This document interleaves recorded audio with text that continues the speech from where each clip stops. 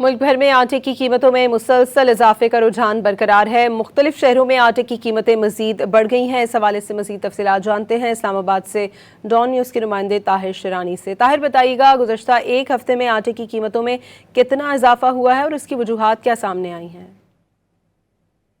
जी, मुल्क में आटे की कीमतें सल बढ़ रही हैं, जिसने शहरियों की मुश्किलात में भी इजाफा कर दिया है।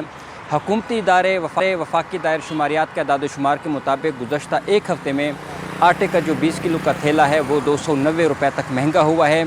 गुज़श्ता हफ्ते में लाहौर में आटे की कीमतों में सबसे ज़्यादा इजाफा रिकॉर्ड किया गया है, जबकि कराची के शहरी अब भी मुल्क में सबसे महंगा आटा ख़रीदने पर मजबूर हैं, जहाँ पे आटे के 20 किलो थैले की कीमत बढ़कर 2600 रुपये तक पहुँच चुकी है, जो गुज़श्ता हफ्ते 2500 रुपये थी।